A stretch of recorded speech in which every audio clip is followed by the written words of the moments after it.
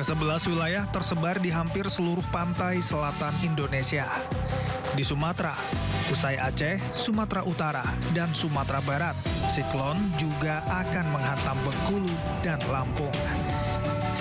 Di Jawa, Banten, DKI Jakarta, Jawa Barat, Jawa Tengah, Jawa Timur, dan Yogyakarta. Wilayah Bali, NTB, dan NTT juga harus waspada ancaman siklon baru. Lalu di wilayah timur, kewaspadaan juga harus ditingkatkan di wilayah Maluku, Papua Selatan, dan Papua Tengah. Peringatan ini harus menjadi perhatian karena fenomena atmosfer tersebut dapat meningkatkan risiko bencana, mulai dari banjir, longsor, puting beliung, hingga gangguan transportasi. Untuk membahas potensi ancaman bibit siklon baru di Jawa, termasuk terhadap pasokan dan distribusi pangan jelang Natal Tahun Baru, telah bergabung bersama kami lewat sambungan Zoom Deputi Bidang Meteorologi BMKG Guswanto dan pakar agrometeorologi UGM Bayu Dwi Aprinugroho. Mas Wanto dan Mas Bayu, Assalamualaikum. Selamat sore, waalaikumsalam warahmatullahi wabarakatuh. Terima kasih sudah berkenan berbagi bersama kami. Saya ke Mas Wanto terlebih dahulu. Mas, apakah perkembangan terbaru soal bibit siklon yang diprediksi muncul dan mengancam wilayah Jawa hingga Papua dalam beberapa hari ke depan ini benar-benar akan segera terjadi dan seperti apa sebenarnya ini, Mas? Ya, jadi begini Mas Yudi, saya sampaikan terlebih dahulu ya tentang periodisasi munculnya siklon tropis di Indonesia ya.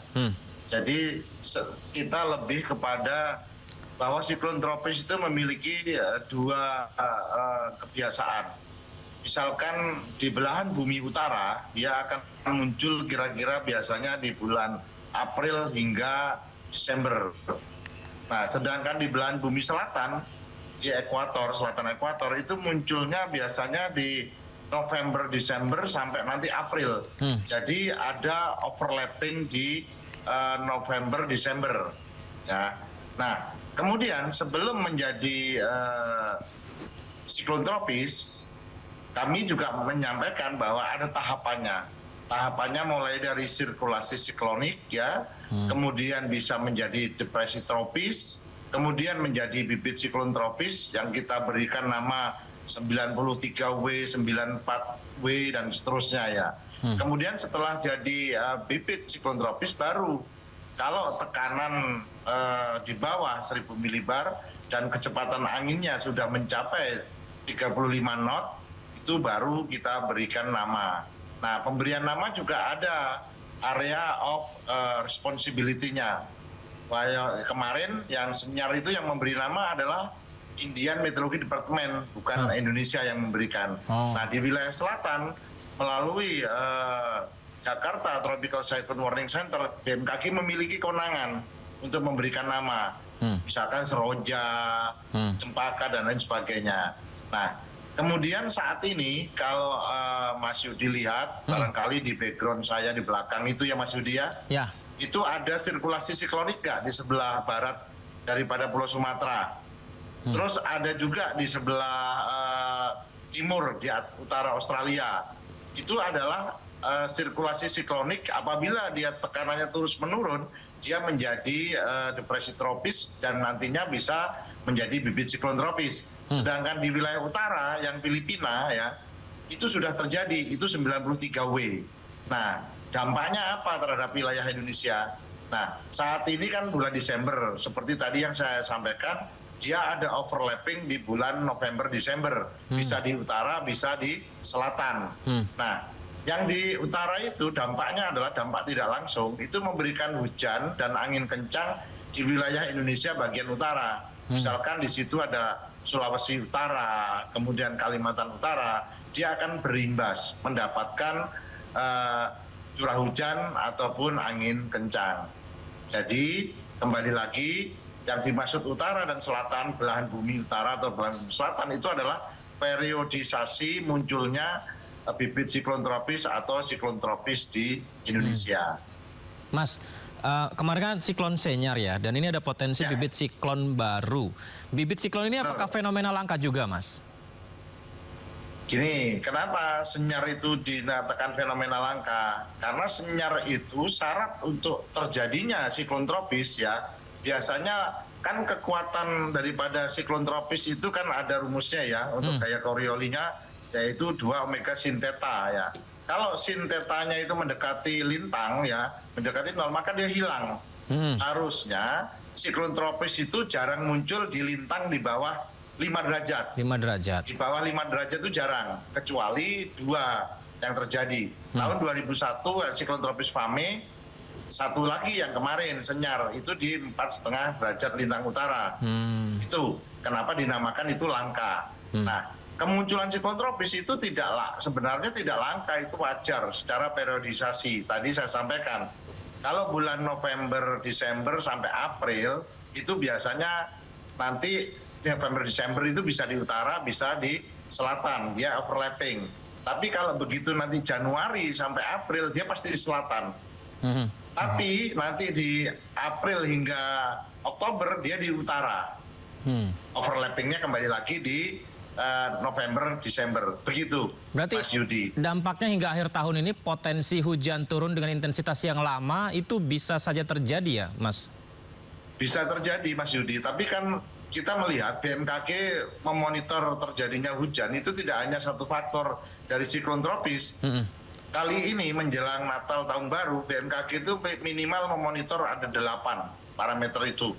Misalkan parameter pertama tentang monsun Asia. Monsun Asia ini menguat atau tidak? Nah, kalau monsun Asia ini menguat, itu penting. Kenapa?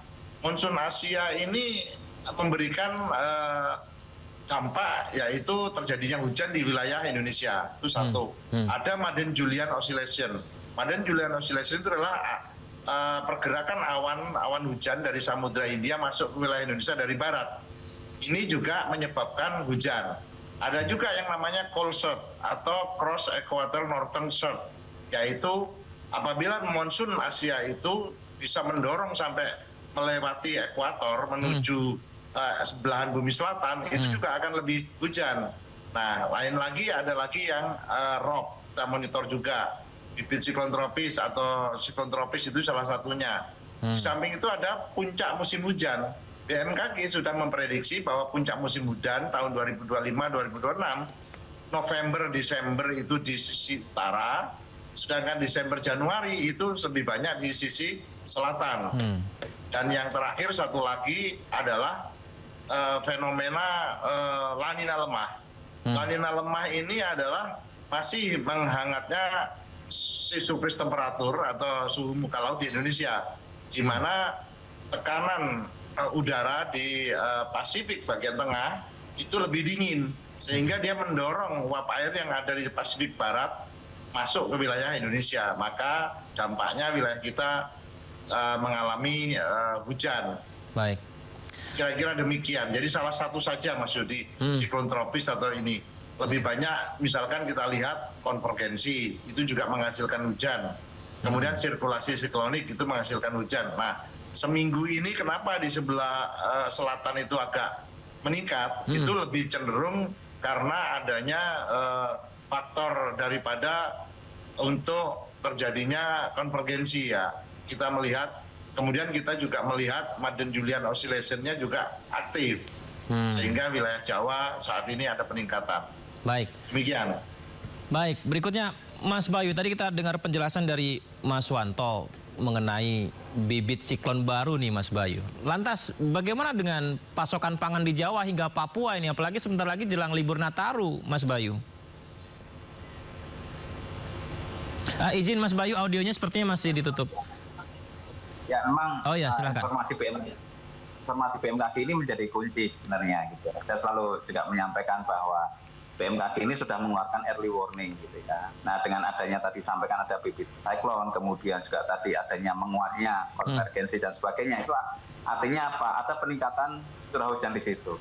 Nah, bagaimana dengan pangan? Tadi juga di ilustrasi juga disampaikan bahwa sudah ada yang mengalir gitu ya, masuk ke areal pesawahan gitu ya.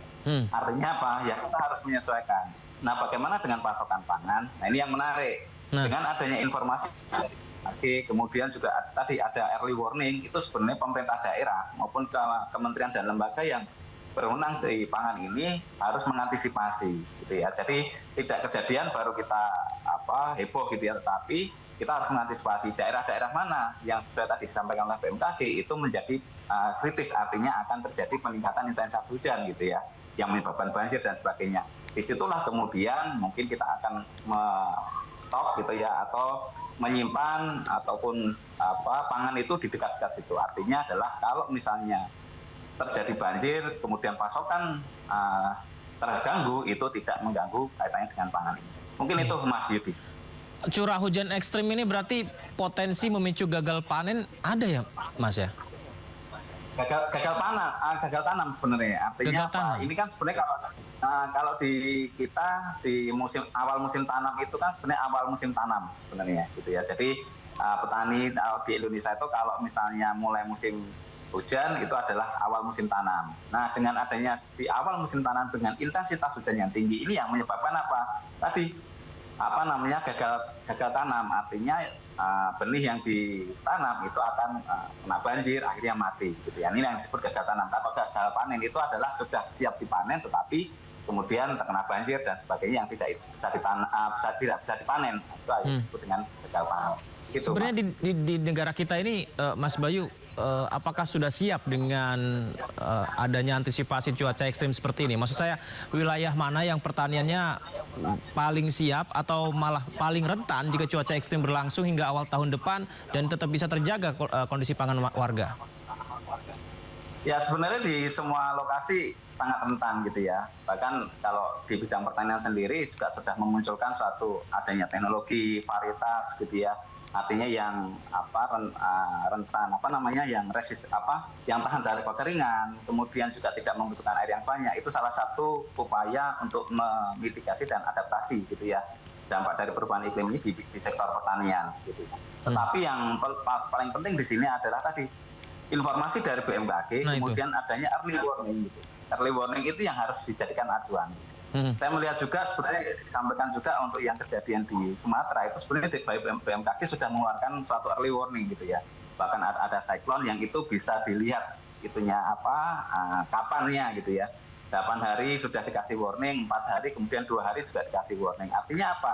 Nah, dari early warning itu sebenarnya kita harus tanggap gitu ya. Apa yang harus kita lakukan? Apalagi kaitannya dengan pangan. Pangan ini menjadi sangat krusial gitu ya kalau terjadi suatu bencana. Sehingga memang yang saya garis bawahi adalah informasi dari BMKG itu menjadi kunci kaitannya dengan pasokan pangan. Ini kan BMKG selalu memberikan informasi terkini ya Mas Bayu ya. Tadi Mas Wanto juga jelaskan begitu tentang bagaimana kondisi cuaca, curah hujan dan lain sebagainya begitu. Makanya kami undang dialog dengan Mas Bayu juga. Apakah kita tetap harus memaklumi ketika pemerintah daerah menyatakan tidak cukup waktu untuk mempersiapkan ketika cuaca ekstrim ini terjadi, Mas? Nah, sebenarnya dengan kejadian yang kemarin gitu ya, itu sebenarnya menjadi ini juga menjadi suatu hal yang harus kita mulai aware lah terkait dengan informasi cuaca.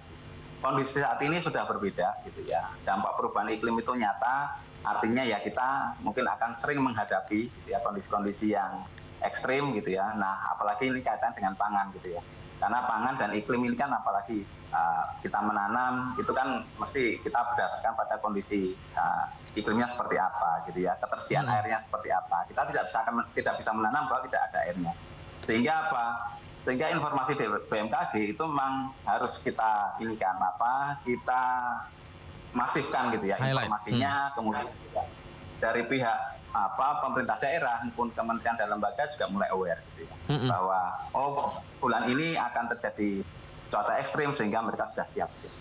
Baik, Mas Wanto, ini saya barusan mendapat beberapa pertanyaan dari warga di Pulau Sumatera nih, Mas Wanto. Ini kan tadi kita bahas tentang potensi bibit siklon baru di Pulau Jawa. Kalau di Pulau Sumatera sendiri potensi cuaca ekstrim lanjutan. Nah ini apakah masih ada? Apakah siklon senior itu masih tetap terjadi atau seperti apa? Baik, Mas Yudi. Jadi siklon tropis senior itu sudah punah ya. Sudah punah tanggal 27 November jam 12 atau jam 1 siang waktu itu. Dia hanya hidup itu hanya sekitar 17 jam kalau tidak salah. Ya. Nah, itu sudah punah. Nah, namun sirkulasi siklonik ataupun bibit siklon tropis yang lain itu bisa muncul. Kalau Mas Bayu lihat saat ini di background saya itu kan kelihatan ya analisis streamline-nya. Itu kelihatan sekali itu di atas Sumatera itu ada C. Itu adalah sirkulasi siklonik. Itu kalau terus turun tekanannya itu bisa jadi bibit siklon baru. Tapi terkadang tidak jadi. Nah, yang sudah jadi adalah di sisi Filipina, Mas. Itu sudah jadi itu 93W. Itu kalau kami lihat kecepatan anginnya sudah hampir 35 knot dan tekanannya masih di atas 1000 milibar. Nanti kalau tekanannya dia turun jadi misalkan 980 apa 998, maka dia diberi nama. Yang memberi nama adalah Typhoon Committee dari Jepang, karena itu wilayah area of responsibility-nya dari Jepang. Kalau dari Indonesia hanya area of monitoring dari Jakarta Tropical Cyclone Center-nya Jakarta. Ya, jadi kembali lagi di sebelah barat Sumatera itu ada C juga kan itu. Nah, C itu sirkulasi siklonik. Sirkulasi siklonik itu adalah tekanan rendah di mana dia akan menarik uap air yang ada di sekitarnya menuju ke area itu dan itu akan memberikan dampak hujan. Nah, hujannya tergantung kekuatannya. Kalau kekuatannya makin kuat, maka dia akan menjadi bibit siklon, maka dia akan menjadi hujan lebat, ekstrim, dan seterusnya. Mas Wanto tadi kan ini ya sempat melakukan rapat dengan Kementerian Perhubungan ya? Oh iya, betul. Itu disampaikan semua Mas ya mengenai hal-hal yang diinformasikan ini dari BMKG ya? Kami sampaikan semua. Jadi kalau kita lihat ya Mas Yudi tadi kan menyebutkan kewaspadaan di 11 wilayah rawan bibit siklon ya. Kita lihat ada Jawa Barat, Jawa Tengah, Jawa Timur dan seterusnya ya. Sumatera itu juga ada di Lampung, Bengkulu. Itu sebenarnya dampak tidak langsung. Jadi kalau ada siklon tropis di Samudra Hindia Selatan, biasanya nanti muncul itu. Nah, itu kan sudah muncul di Arafuru itu, tapi masih sirkulasi siklonik. Nah, itu sudah memberikan dampak hujan itu. Kalau Mas Bayu kita buka lagi itu informasi BMKG yang di nocasting.bmkg.go.id, saya melihat di wilayah situ sedang terjadi hujan walaupun tidak ekstrim. Baik, dan artinya ada koordinasi yang sudah terjalin ya, semoga bisa mengantisipasi. Satu lagi, waktu kita terbatas, saya mungkin ke Mas Bayu nih. Mas Bayu, dengan kondisi yang seperti sekarang, teknologi pertanian bagus seperti apa untuk menangani adanya perubahan iklim yang ekstrim, Mas Bayu? Ya, kalau dari teknologi sih, kalau di bidang pertanian ya tadi saya sampaikan adanya kita ada beberapa bibit yang tahan terhadap kekeringan, tahan terhadap banjir gitu. Itu yang mungkin yang bisa dilakukan sekarang. Kemudian kalau kaitan dengan teknologi untuk cuaca ya kita percayalah di BMKG sudah memberikan juga informasi juga komplit gitu ya. Cuma memang kalau boleh saya usul adalah dari BMKG sendiri levelnya sampai ke level bawah, artinya adalah sampai level desa gitu atau level kecamatan gitu ya, artinya bahwa informasi itu harus tersampaikan ke bawah. Mungkin itu Mas. Ya mungkin salah satunya BMKG nih Mas Wanto, seperti yang Mas Bayu bilang, kerjasama Masindo seperti inilah. Nanti kita bisa bikin konten supaya mendekati semua masyarakat di semua lini begitu ya. Setuju Mas Yudi. Jadi yang diharapkan Mas Bayu sebenarnya udah terwujud Mas. Jadi kalau Mas Bayu ataupun Mas Yudi membuka nocasting.bmkg.go.id itu informasinya sudah sampai kecamatan. Dan sekarang kita informasikan lagi kalau cuaca BMKG Go.id itu informasi cuacanya sudah sampai tingkat kelurahan, resolusi 1 kilo. Nah sekarang BMKG sedang berusaha agar resolusinya adalah resolusi lebih kecil, yaitu di 300 meter. Sehingga apabila divalidasi dengan data radar, itu akan bisa masuk. Sehingga itu akurasinya lebih bagus sekali. Dan informasinya saya rasa untuk Mas Bayu cukup itu untuk informasi agrometeorologinya. Ya untuk tanaman itu membutuhkan skalanya sempit. Satu desa informasinya cuma satu, Mas Bayu akan kebingungan nanti. Tapi kalau dengan resolusi 300 meter, Mas Bayu saya yakin bisa digunakan informasinya. Bisa digunakan ya. Baik, kira-kira begitu. Saya setuju kalau mau kolaborasi. Akses informasi merata, kolaborasi semua lini, semoga ini bisa membuat tidak lagi terjadi bencana seperti yang terjadi di Pulau Sumatera, dan sekarang pemerintah punya waktu yang tepat untuk memberikan solusi kepada pengungsi ya dan juga kepada masyarakat. Terima kasih.